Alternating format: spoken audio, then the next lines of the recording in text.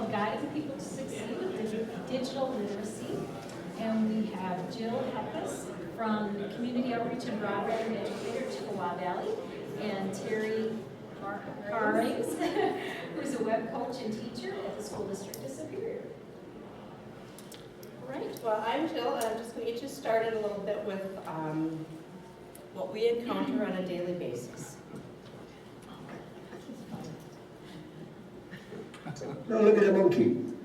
Did it capture? Why did it? Let's see. I put it on capture. That's a pretty good monkey. Okay, wait a minute. I don't think Right here, now, do it again. What does it say here? Take a photo snapshot, okay.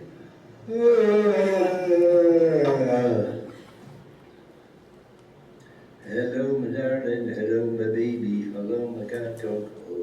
Let's go down far. Let's go say hi. Go out, get inside. Whatever got there, go out to Tappy. Love to Tappy. Sad. I'm so sad. I'm so sad. Look at that. All the wrinkles up there, the cracks in my head. I can do this as done. Oh, it's perfect, all right. Take a series of photos. I was doing That's that. okay. And you can email these to selected media, but why want to take a picture? Take a photo. Oh, dear. Pardon me. I did it before by accident. You're like me. You do more things by accident than most people do on purpose. Display. See, this is the one I took by mistake. Oh, there, I don't How'd you know. do that? I don't know, I'm trying to do it for you. See how pretty your hair is? Did you notice that?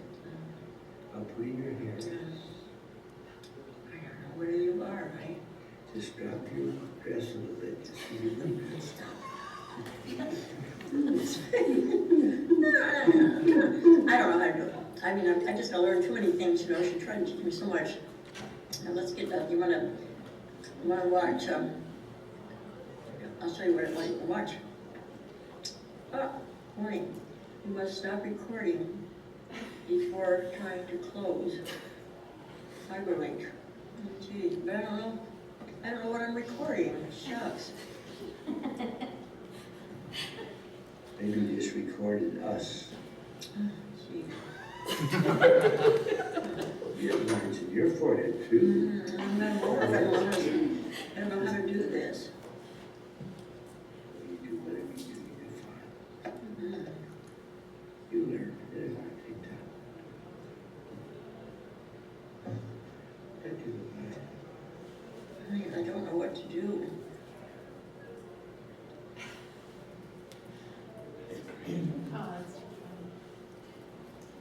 Guiding people to succeed with digital literacy. I don't know if you caught a couple of the snippets from that, but this video actually went viral. And apparently a daughter or granddaughter gave the couple a computer and taught them how to do a few things, but they left. 10 million hits, I believe. And if you think that that is just what older people, the older generation does, you're wrong, because we know that kids do that too. So watch for the GPS, the guide part as we go through today. As we've talked, you know, our role, we think we're teachers, but really with this whole digital society, we really have to just guide people because you're not always there by their side to teach per se. I am Jill Hietpas. I think Kathy had mentioned that. I work for the UW Extension under the broadband grant as a community outreach and broadband educator, and I support Chippewa and Eau Claire County. So I go out to various centers and do some basic computer skill training. And I'm Terri Harings. I'm right now out of the classroom. I'm a 4th grade and 5th grade teacher. I'm out of the classroom this year connected with the grant, doing web coach and community education pieces. And what's interesting is the School District of Superior sees much of their community as the teachers, the staff who live in the community, and then our kids are our future community members. So that's what we're targeting. So a little bit about the grant, and you've heard throughout the week that we actually have 5 demonstration sites that do education and outreach. They're located there: Superior, Wausau, Marathon County, Chippewa Valley, Platteville, and also the Menominee Nation. So we are not alone in this endeavor to educate our people. We actually have 4 goals for the grant. One is we've got mobilized training labs that we can go out to various locations, rural locations, to do some trainings. Expand public access at public institutions. So I work very closely with the library, and I'll talk with you about that later. Just the education and training through some seminars and webinars. Andy has put on some wonderful webinars for people to access throughout. And then really just promoting broadband and community awareness. And we've got some literature up here that I'd love to send you home with. We've put together some wonderful videos as a marketing campaign. We did not have mobile labs, but we do want to bring people into the labs that we have at schools too. Yep. Use our anchor institutions. A little bit about the outreach that I do. I support the Chippewa Valley, Chippewa, Dunn, and Eau Claire County specifically, but because the laptops and part of our grant, the Indian Federated Library System was a part of that, there are actually 56 libraries within that location. So librarians within those facilities also have laptops that they can check out. And then I too, if there is somebody that wants some support with education and training, will go out to any one of those 56 libraries per request. I also do other locations as well, but just to give you an idea from last year, this is the outreach that the Chippewa Valley did. Again, a little bit about some of the outreach that I've been doing, working with some nonprofit organizations, senior centers in both Chippewa and Menominee, the Boys and Girls Club, doing a club tech. And within the next week, I'll be starting a little bit of training for Chippewa River Industries, which is a nonprofit organization in Chippewa that employs some disabled people, I don't know that it's just mental disabilities, that do some manufacturing and also need some computer literacy skills. So that is just one of the necessary outreaches that is coming up in our community. I do a lot with job centers and really try to get people connected to how do you get that application out, since it's a requirement now that we upload so many things. And then other collaborative partnerships, working with the University of Stoughton, Bridging Digital Divide, community education organizations, and also work within the UW Extension itself and try to leverage some of the materials and equipment that we have there. And really our focus was 2 of those 4 parts of the SBA grant, and our focus has been expanding our access at our buildings. So whether we keep our library open or we provide a community event to have the community to come in. And this happens to be our regular website, and you're welcome to look around that. We do have a community events link right at the top, and we'll show you how to, we have some specific links later that you can tap into. Our training has been the teachers, the staff, that's been our community, and I've worked with every single teacher, K-5, in a coaching format. We set up coaching this year and 6 elementaries. And those are the total activities we've done. Our training hours look high, don't they? But we have, when we've trained our students, they're each getting a training for 1 hour. So we've done some digital safety. We've had some other community events that have really reached out to the community. So that's what's going on up there. And there we are. I was at the Douglas County Senior Center for a while as well. Coffee conversation, getting people to really sit down and see what they needed to know, what they would like to know. Community Tech Fusion was kind of an oops too. A parent involvement coordinator at one of the buildings said, I would really like to do a family technology night, and we had food. We ended up with 300 plus people. So. You know, as we mentioned earlier, we're not alone in this endeavor. The messages that we're hearing about the importance of this outreach comes from throughout all demonstration communities. I know that's difficult to read a little bit, but really the messages, thanks for what you're doing. I've been asking for information at the libraries, I've been asking for basic computers courses. This is just some examples of what people are saying.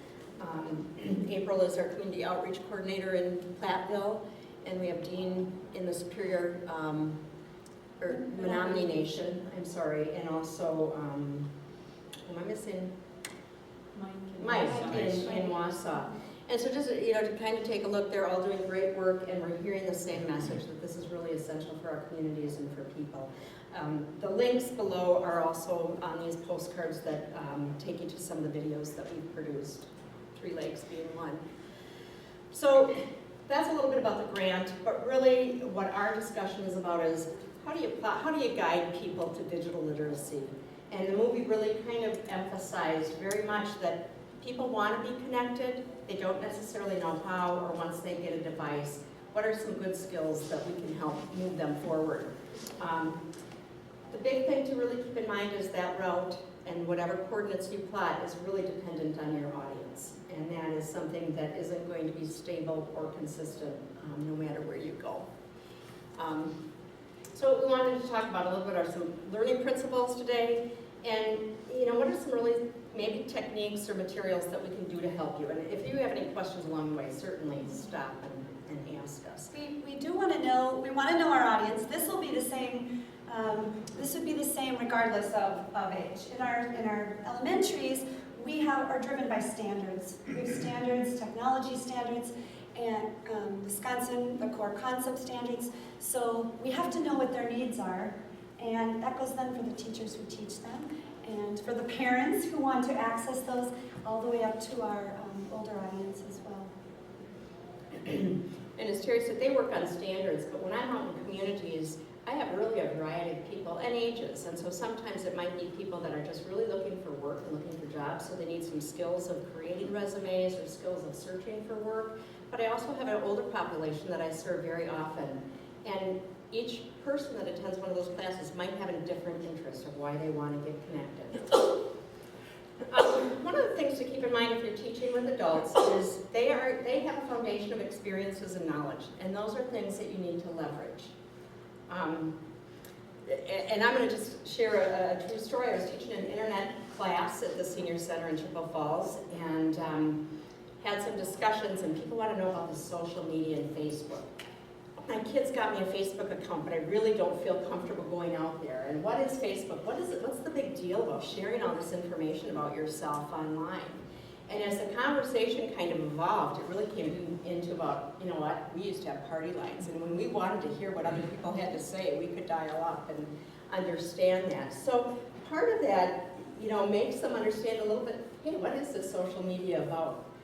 And for the students, oh, that's okay. And for the students, we're building those foundations. We're creating those experiences at the classroom level with project-based learning, and we are guided by those standards again. We're guided, there are GPS coordinates.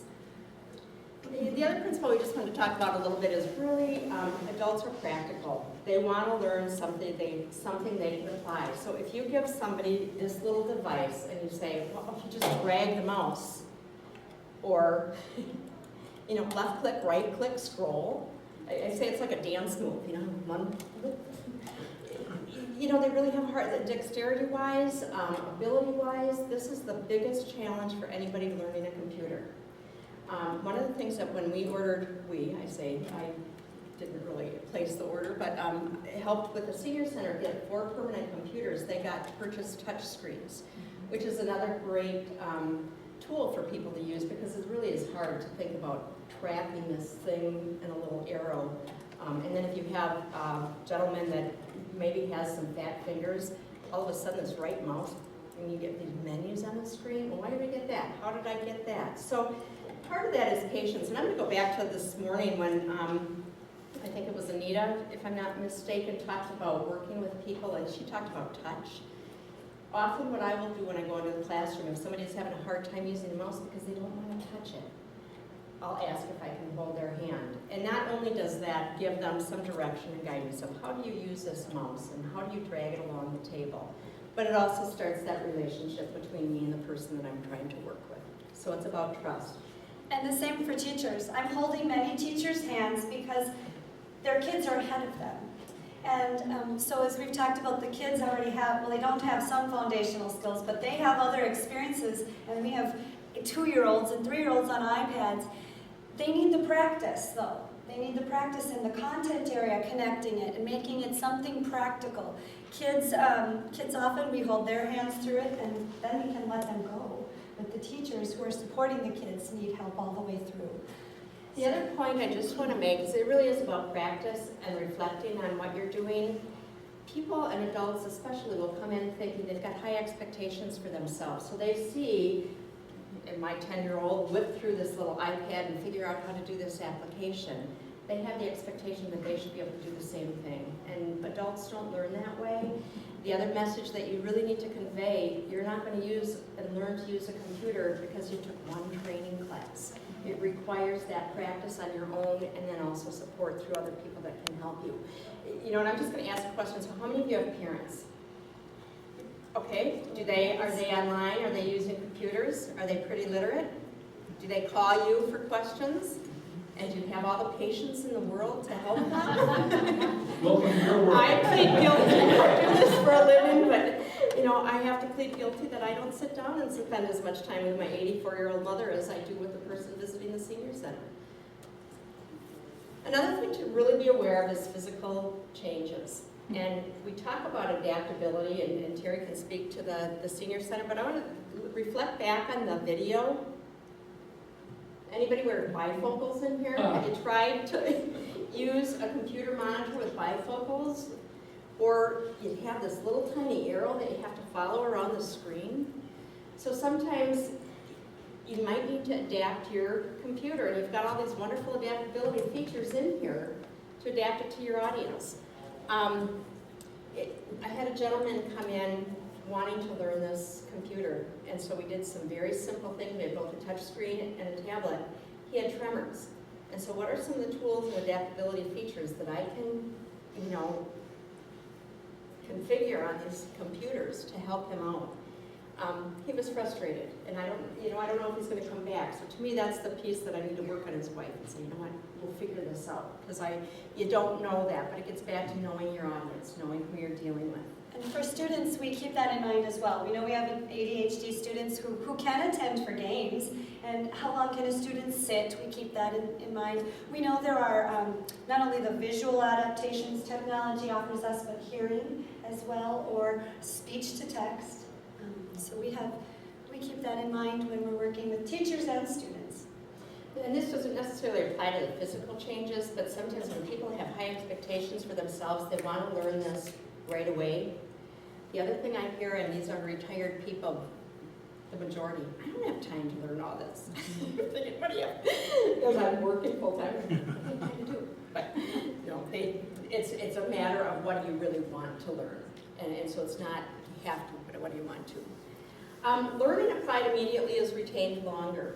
So if you're sitting in a class or you're teaching somebody within their class, what techniques are you learning and embedding in their session immediately so that they can go home and continue to practice? If I sit up here with a PowerPoint like I'm doing now and think they're going to go home and learn, even though they've had these computers in front of them, I really need to embed some exercises within my lessons. And I would say to keep what we're doing sustainable, we need to show those teachers that it is an integral part of what they're doing. It's not in addition to what they've been doing, but that it can be integrated into what they're already teaching, and then they're going to remember to use it again. And I do think even for students, often I've taught how to do a PowerPoint, and I'm not teaching the tool. We're teaching a skill, and we've talked a lot about that. Just between the two of us, we've talked about we may use PowerPoint to teach a skill, but it's that skill we want them to come away with. So I might teach PowerPoint twice in a row with 2 different content areas, one on immigration, one on plants. And each time the content gets deeper, and the tool that they've used, you can add more bells and whistles, but it's the same tool. So because they're able to apply it in a practical way, they can keep that knowledge longer, that skill longer. You had an Esther story I wanted to remind you. Yeah, I'll share my Esther story. I was at the Senior Center, and it's one of the outreaches that I do on a weekly basis, so I will reflect on that probably more so. I actually have 2 different sessions. I do a basic computer skills class that I started out with, and then I realized people really needed one-on-one help, because the other problem you run into is you've got somebody that has absolutely zero knowledge and somebody that's been on the internet, but they really are not quite sure they're doing. So it's a real diverse audience. So I decided I'd do these, what I call computer cafe, and people sign up for a time, and I'll just spend one-on-one with them. So Esther came in, and she had her own laptop. She doesn't have internet access at home, but she doesn't know anything about how to use this laptop. So we've worked on things, and I brought up just a very simple WordPad program because she wanted to learn to write letters. So trying to show her some applications and features. And another woman walked in, and Esther was working on something, and I said, excuse me, just for a minute, I'm gonna help Lorraine here, just get her on the internet, because Lorraine was a little bit more advanced. Went back to Esther immediately. The next week I did my computer cafe, and the director of the senior center came down with Esther, and Angie said, Jill, can we talk to you for a minute? She said, Esther just really didn't learn anything last week and had a hard time with this. Well, and Esther said to me, I didn't learn anything, and you walked away from me and helped another woman. I said, oh, Esther, I'm so sorry. I said, I really didn't realize I had left you that much time. I said, you know what? I apologize. And next time when that happens, or if that happens, can you please let me know? Because I'm not offended if you're critical right in that situation. I don't want to, take away your time, and I'm more than happy to stay later for you today. Well, long story short, Esther came back next week, and she's been coming every week since. And but I think part of it was just her sense of frustration because she just didn't know how to move forward without somebody just sitting right next to her. The other piece is she is an older woman, and I think has some tendencies to be maybe like a 2 or 3-year-old and just wants that individual attention all the time. And so something that I really need to be aware of when I'm working one-on-one with people and changing my style as well. So just another story, I think it's successful. She did come back. Occasionally, between the two of us, we've given tasks, like a task list, so it's almost like a checkoff list. I do have a couple copies up there. We do have them on the website also, so we'll be able to. Yep, and we talk about that anytime I do a basic class. And when I talk basic computer skills, the very first, and this is one full class, it's strictly about the mouse. And if we have time, we'll move to the keyboard. But, this drag and drop and left and right and then even typing. And the other thing that you run into often is people don't have typing skills. And so now, we've had, well, I won't tell you how many years I've had to learn it, but I've had plenty, and my kids have had it since they were born. I'm just going to share another quick story. I work with a gentleman over at Stout who does the AmeriCorps Vista, and he's probably in his 20s. And as we were teaching a group of people in the library, he made a note that he had never used a typewriter. And of course, the age demographic group of people in there, they know typewriters. So when I say, well, hit the carriage return, they know what I'm talking about. Of course, he knows what I'm talking about too. But it is, we're dealing with different generations. And I'm just going to share, and I will consider it a compliment, because in my same senior citizen class, I was writing an article for the Towns Association newsletter, and I asked, do you have any feedback on this, what the benefit has been to the senior center? And Val in the back raised her hand. She said, I got to tell you, I was so glad when I walked into this class you weren't a 20-year-old kid. I thought, okay, maybe sometimes it's okay to be older. But I think part of that is that building a relationship, because I do remember party lines and I do remember typewriters. And I've just been fortunate that I've been working in an industry that's required me to use a computer and technology. And that goes back to know your audience. It does get back to know your audience. And the other thing about, I'll go to the job center very often, and I look at people that are displaced workers, and they are in a survival mode to get a job. But what do you do to get a job? You have to have that resume. And you have to be able to type. You have to know something about word processing and fonts and type styles. And now you get that done, and then what is the next? Oh, you want to upload your resume, so you have to have a Gmail account or an email account. You have to be able to search for jobs out on the internet. So, the big question sometimes is really, where do you begin? And when people are so overwhelmed to begin with, it takes some patience. And it takes us to the next slide, actually, which is, what is your purpose? What is their purpose and goal for learning? And this says adults want something immediately that they can apply, but I think that's the same for kids. you know, why, you've maybe heard, if you've worked with kids at all, you're like, why do I have to do this worksheet?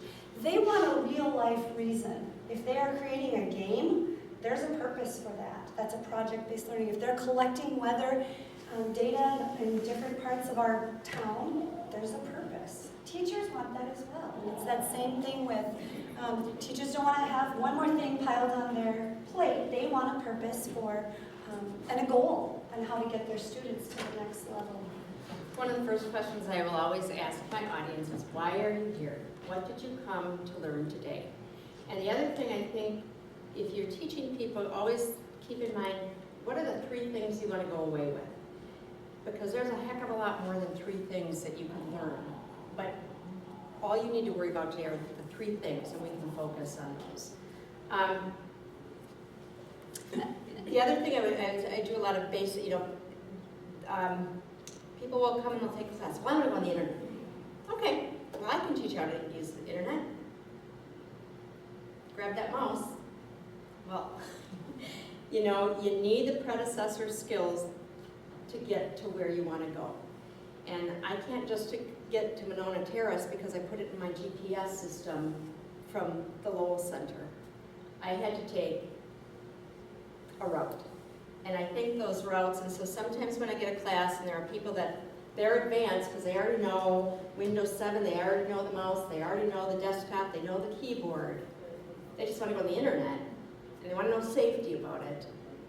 But they can always pick up another feature within that computer and they can always help their peer. And I think if you can connect and combine. But the other question when you are on the internet and you're asking people what do they want to learn, it's really about their interests. And I have a great story, and I know this is a great story from the Menominee Nation too, and probably reflected when we're working with an older population of men more than anything. In Ellsworth Library, I was teaching an internet searching class, and this one gentleman was able to find contact information for a veteran that he was in the service with. He was elated. And one of the great outreaches, and Andy or Emily could probably speak more to that, but is at the Menominee Nation, what Dean has been doing with the veterans, and again, reaching out. So it's connecting those dots. I'll also go back to Esther. Esther liked recipes. So how did I reconnect her to the fact that, you know what, I can teach you something. What is it that you're interested in? Well, let's search on recipes. You know, what is it that you're looking for? And then you refine that search. Well, how do we take it home with you if you don't have a printer here and you don't have a printer at home? So you work through those things. And then you build that relationship and you build that trust, and hopefully they'll come back. And for teachers, I would say we're driven by standards, we're driven by data. How do you know that what you're doing is making a difference with your students? You can't just try something and hope. And often when I do training with teachers and I sit down at a grade level, I give them 2 or 3 options of a tool to try within a content area to make sure that we're hitting those skills. Because I had a teacher really eye-opening say, well, I'd like to try something, I just don't know what I want to try, and I don't know how to find out what I want to try. I don't really know what I don't know, and I don't know enough to know if these tools, which is a better tool. And so that's where my job is to say, well, let's look at what we already have. On our computers, we already have PowerPoint, we already have OneNote, we already have Publisher. Let's get really good at using those, and then here's a little bit about each feature. And I do like maybe a 5-minute training with some options. Here's how another teacher's used it. So they have a purpose and a goal. They've had an overview of the tool. And yes, we're meeting standards. We're meeting content standards as well as the technology standards. And sometimes it's interest too. A teacher is interested in one kind of tool but not another. The other Go ahead. The other thing I just want to mention is, they might have an individual goal, but our society has another goal for them. And we've all been listening to these wonderful discussions about where we are in this technology age.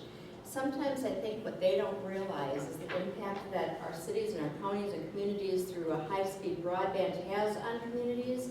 So one of my outreach initiatives is really to educate them on the great work and I'm fortunate because I work in the Chippewa Valley, so I've got this wonderful can that I can go to and I can say, hey, you guys, how do I get internet access at the senior center? Or can you help me with this application or whatever I keep bombarding the folks with. But the other piece is, and that's a great message for people to understand within their own communities, but the other message is they don't really understand that, our society is continuing to move forward. And one of the examples I love to use is just a call that I got from a local medical facility that said, with the way medical industry is moving, we are really trying to get our patients making their appointments using their patient portal, getting their lab results using the patient portal. What we're realizing is people don't have access, or they really don't know how, or they don't want to. Is there some way, maybe eventually as we're working forward on this, we could do some partnering? And I think there is. Those are the things, but whether it's a patient portal or whether it's accessing Access Wisconsin for food shares or Medicaid Part D, whatever that may be, that is the way things are moving. And so we need to educate people not on the fear of going out there and doing that, but the benefits. And I think you're right, it is a community purpose. And as an educator, I want my students, and we're generating kind of high expectations.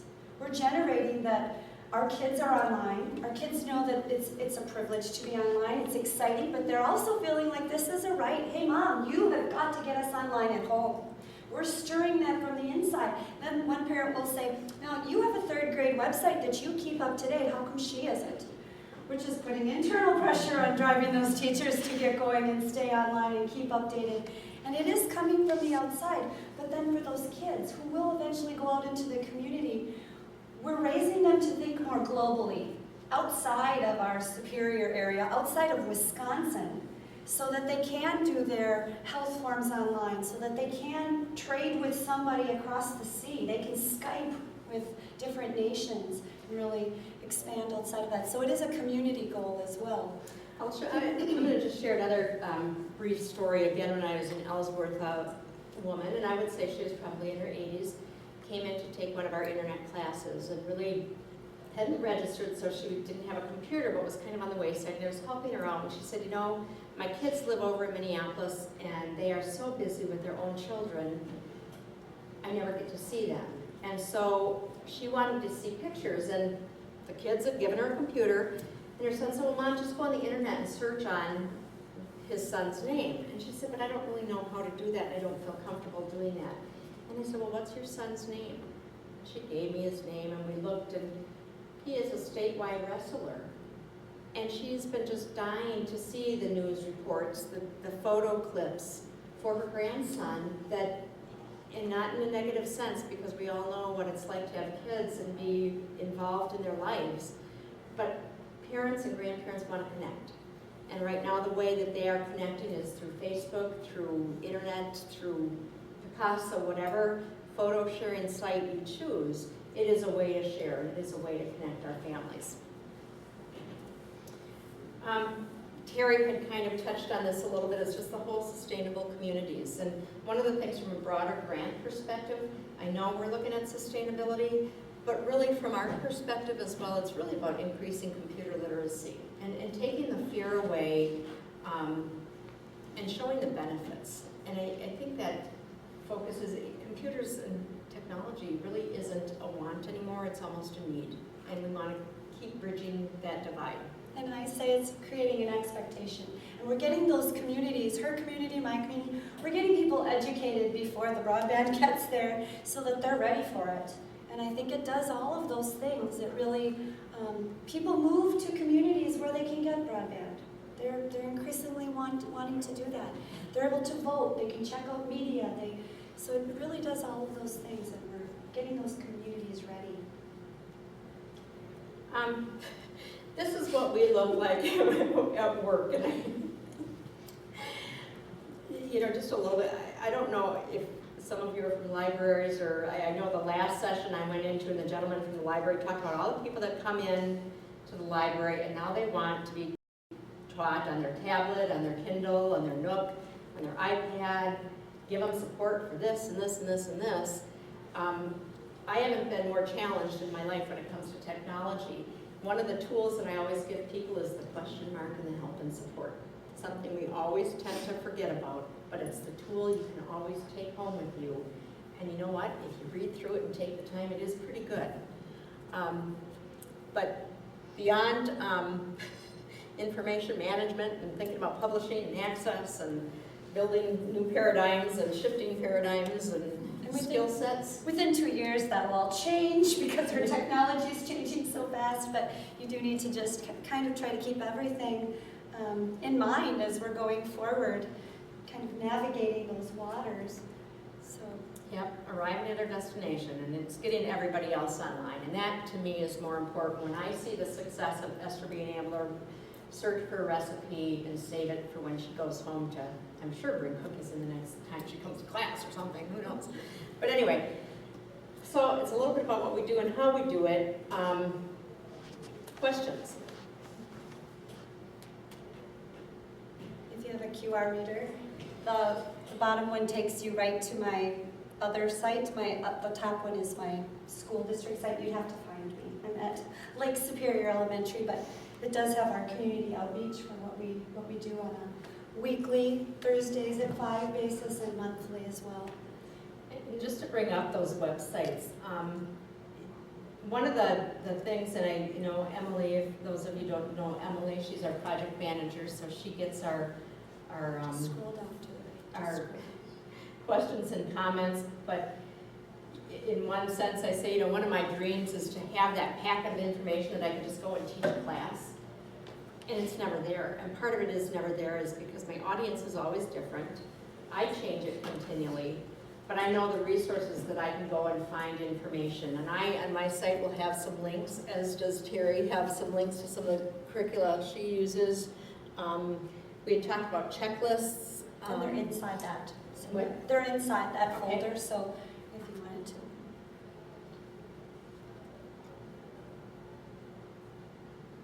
One of the questions I'd have is, are you seeing any kind of train the trainer benefits? Do you have any converts, or are there teachers that are now helping their colleagues, or other seniors that are starting to teach other seniors about what they've learned? Are you starting to see any of that? I'm excited what's going on in our district. Our district has changed a lot of the way that they are administrating. So we had 3 web coaches, the elementary, myself, and then a middle school, and then a high school. And what has evolved from that is that we need a coach in every single building. And so they're going through UW Superior to give us interns that'll work with us in our classroom so we can be inside the building doing even more work. We also are doing some peer training this year. It's not just tech focused, its focus is lesson improvement, using technology.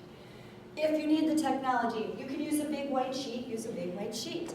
But for the most part, we're finding we can't live without the technology. We have whiteboards in many of our buildings. We have the little active votes for immediate assessment. We're meeting Wisconsin RTI, which is the balanced assessment, high quality instruction, and the collaboration, and we're doing all of that. So it's snowballing, but it's just begun. And so it's kind of exciting to see where we're going just in our district. How many of you are there? Are you the pilot program? Is it like one of you and one of you? Are you it? I'm it in Chippewa and Eau Claire counties. Nowhere else in the state? Oh, Terri is in Superior, Yeah. and then Dean is over in the Menominee. Dean and Lisa are in the Menominee Nation, and Mike is in Wausau, and then April is in Platteville. And So Terri one in has each demonstration community. Terri has 2 other web coaches she Yeah, and works the with. 3 of us do community training. So we kind of share the community part because our focus as our community was parents, students, teachers, and really our parents have been a nice chunk of numbers too because we instituted a brand new website this year. Like I don't know if I mentioned that or if we were just still talking about it, but brand new website. Teachers all have web pages, blogs, tools to create other web pages within their web pages. They can allow students to drop off homework. So we needed to do that part of the training as well. And then we trained parents and then community. So. Back to Andy's question, I've been working closely with an AmeriCorps Vista student out of UW Stout who is also tasked to bridge the digital divide. So it's been a fun partnership because we've started to grow some outreach within the Menominee Library and the outlying communities of Dunn County, which he serves. And then this next week, I'll be meeting with the Bloomer Telephone Company, the Chamber of Commerce, and the school district principal to see what kind of outreach we can do in the Bloomer community too, and really try to tie schools together with some of the community initiatives. So I think the opportunities are there. One of the, I've been working with 4-H, as has Tyler in the Dunn County area, trying to build a pool of resources to have other people do trainings. One of the real advantages is having these mobile labs. I think one of the fears that we think, and Terry and I have talked about this a lot, I could go into any one of the technical college campuses and offer a training because I know the SYNC members would probably allow me to do that. But people aren't always comfortable coming into those environments. And so I'll always go back to the school term of least restricted environment. If somebody's already at the senior center and they're there for exercise class or playing cards, you know what? They play cards in the same room that I've got 4 permanent computers and my laptops. And all of a sudden, they start asking me questions about these computers. And, oh, I have a computer that I don't use at home. And, you know, and I think it's just a slow process that way, too. Building relationships, building trust within your buildings. For me, with teachers, when I was going to the senior center, it took me 3 weeks of me being there, seeing my face, coffee and conversation, sit down, I'll pay for your 25 cents of coffee if you ask me a computer question, any computer question.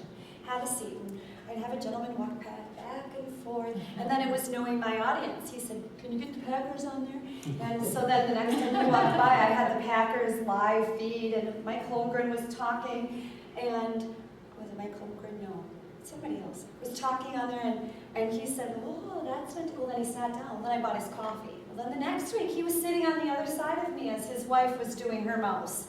So it's building those relationships, and we know there are a lot of roadblocks. We really didn't cover that. We wanted you to be able to walk away and say, hey, we're going to try some community training in our school, in our community. My roadblock would have been getting people to come to the school and seeing the school as something other than just for the kids that are there right now. Maybe you don't have kids in the district, or you don't even have grandchildren here anymore. How do we get you here to see it as a lifelong learning type of place? So, and seniors often don't have transportation, so you need to go to them. So, this is I think the other outreach that has been, at least in our area, very helpful is the community education programs that school districts already have. And just getting back on the digital vibe with Stout, really trying to build a network of trainers so that we can, ship other people out. Our libraries are great. We have a number of libraries that are using, they've got 4 other mobile labs that can go out to those 56 libraries. So there are librarians that are very, forefront with doing some trainings like we have been doing. In fact, one of the quotes was from Prescott saying, we've been wanting to offer trainings, we just haven't had the resources to do it. So, I think the need is growing, and my dream is, just now that I understand the extension a little bit more, I think we need a Master Gardener version of technology, coaches for helping community members. We didn't have that. Our library in Superior has a brand new librarian, and she's just getting her feet under her. And I've had a couple things there, but my job center connection was a brand new gal, and she was willing to say yes to anything to come and train with me, for me, share resources, get me in there, put us in her newsletter. And so it just will depend on your community what your resources are for and who you know to get your feet. The other thing and I'll plug in for the extension, and not that every extension office has this, but one of the things I've been working closely with are the people that I work with through UW Extension, and we have family living agents, we have ag agents, horticulturists, nutritionists, and so I've been working a lot with one of our ag agents in Chippewa and Eau Claire County, doing some outreach.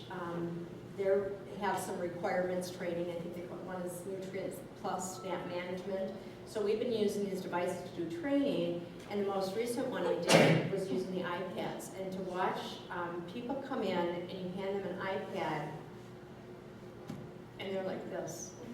I've never touched this device before. But all of a sudden, when you see you've got all these applications, you have everything right at your fingertips. You can check your corn prices, you can check your weather, and now you can check and do this little snap of a leaf and see what kind of disease you have or whatever the apps are. All of a sudden, minds start to change and people can realize that, you know what, this technology might not be so bad. And by the end of the class, nobody needed help anymore. So it's a learning curve in many respects. This is just, this is just what I've used with senior citizens because I could keep the record of it, and maybe we'd only get through part of it. I had them rate themselves first, and then circle the part that they didn't know, so if they didn't know what a USB port was or whatever. And there are several different, do you want to just Excel to show the other? That one, there's a copy or two here if you'd like. Yeah. She has. Oh, okay. I just, on my website, if you go onto the extension website, you'll get under community development, but I've got learning links of interest, and I keep adding to this, and they're just little different links that I found helpful and useful. If you're ever doing any outreach and training, the Goodwill Foundation has some absolutely wonderful resources for adults, just doing a one-on-one tutorial. And also, you know, Skillful Seniors is one that we use, or Mousing Around, and they'll just give people really very basic lessons on how you go about using a mouse, and then you can advance from there. But my links are, you know, they grow. I think the biggest problem is there's so much out there, it's trying to narrow it down to really who's your audience, what your focus is. Any other questions? Yeah. Back to the training of the older students, what would you say is the percentage of the training that focuses on basic computer learning skills versus getting past that and actually doing something with those skills? Is it 50-50? Is it? I think I would say maybe 50, but you know, I think it's even going to be less than that. Usually people, you know, sometimes it's, well, you know, I've had to use a computer at work, but I've never really had one at home. I haven't had to use it, so I'm a little bit knowledgeable, so they're beyond maybe using the mouse. So maybe half your time is spent saying, here's how you use a mouse, here's how you just use a computer. Before I can show you how to link to the internet, before I can show you how to, Yeah. so probably half your time. Yeah, and you know what, just as an example, now, I'm restarting a series at the Senior Center because the requests are growing, and it's people that just don't have any experience at all, so we're just going into a session, explore before you buy, and then let's just practice, and we'll do mousing around. And then also be doing a upcoming, we have CRI Industries that employs people, tries to get some people out into the community, but they don't, some of the people there may have gaming skills, but no application skills, and then some might not have any mouse skills at all. So it varies. Knowing your audience, because sometimes the people who will come are the ones who want to know or already have a little bit of a background. Not always, but sometimes. And with teachers, I never in my head have any expectations. I try to ask them right away, well, what did you already try? What you already know? What are you already comfortable with? Because I had a teacher who's a veteran in the district, and I mean veteran, but probably not over 45. She's been in the district a long time. But she said, I need you to help me with something. And it was a copy and paste. She didn't know how to copy and paste. So imagine not knowing how to copy and paste, and with all the new requirements. So I don't want to not take for granted, but I never want to say I'm expecting everybody to start at a certain level. Take them as they come would be my learner principle. The other thing I would just note, and one of the challenges for me has been, all of a sudden I'm supposed to be this knowledgeable person in computer maintenance and all these error messages and update messages that you get, and it's, you know, sometimes beyond me, but that little help and support in the internet search, and, you know, but people will go home and, you know, click on everything, and And I always say, I have a Mac user at home, and I've got my wonderful IT department at work that saves me from everything. I just want to get back to this in case they want the information. So, Jill mentioned the Master Gardener program. That might not be familiar to everybody, but in Extension, there's volunteer gardeners that get some pretty extensive training through Extension on horticulture and gardening, and then in exchange, they have to volunteer X number of hours and help other people with gardening questions. And I think that model really could be effective for building kind of this broadband evangelists, in the community, so that you start building the capacity, because we have a very limited number of people. So as we think, Don, about how we're going to move this forward, I think that's probably one of the models that we need to look at. It sure is, Andy, and which led to another question I was going to ask, and you answered it already in part, because when you're dealing with 70 or 80-year-old students, and you made the remark that you're glad to see this wasn't a 20-year-old person, in many of our communities and schools, I know in the Three Lakes School District, community services require new children. They have to have so many hours.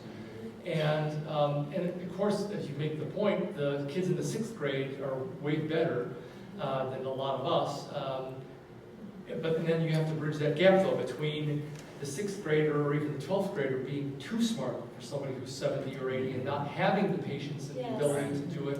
So there are probably some opportunities to do that and to use it in certain ways, but not in all. Oh, yeah, I'm just so excited that you even said that, because I'm actually thinking about something for the fall in creating at my school, because I'll be just in that building, a geek squad. And we already have this wonderful mentor program going, where mentors come in and they'll make birdhouses. And I thought, what if we reversed that and did something really intergenerational for those kids who are either already have mentors, or for those kids that are higher and we need to be covering that response to intervention of our intensive kids who are gifted and talented, or who love technology, or who are just middle of the road but would love to share their skills. I think if we reverse that and make it so that they're working, because again, it's about building that relationship with them. And that's Plus, my that goal. I was just going to say, plus that might encourage some more kids to go into technology. Mhm. Girls. Really good, especially girls. That's In a my- huge issue right now. Yeah. it really is. In my past life, or years ago, I worked under a grant that I think was a rural development grant to bridge the digital divide with Ricky Ralsmeyer. And it was Youth Connecting Communities. It still exists today, a little bit, but not to the extent, but it was really about teaching kids to teach adults. And so they would go through an 11-hour training session on how do you teach adult learners these skills. And then they had to decide what do they want to teach, prepare their lessons, and then teach. And I think it can be done. And I hear that, we talk about that in sync meetings, we have to get kids to do this work. That's my hope as we move, as I start meetings with the Bloomer School District, that engage our kids, because I think they have the knowledge and talent. They just have to think about what they're doing before they teach it. And I didn't mention that, but one of our community events that we have something called Thursdays at 5 right now that's happening every Thursday at 5 at the middle school. We did have our high school FPLA under the direction of one of our web coaches, kind of helped run and did the digital pictures workshop. So they're all in there, they're extra hands, they're helping with the little data cards, and that was pretty successful too. But to actually have them do service projects, our seniors have to, that'd be a great idea.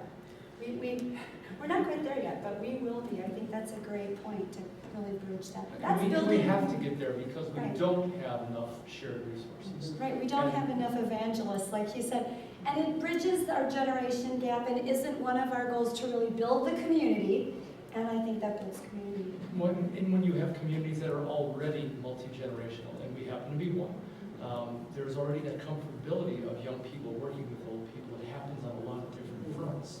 And so there's more of a model in there too. You're right, Any other questions? Okay. Well, both those websites have a list of materials and stuff up here. If you want to email or call, certainly do that. Thank you so Thank much. you.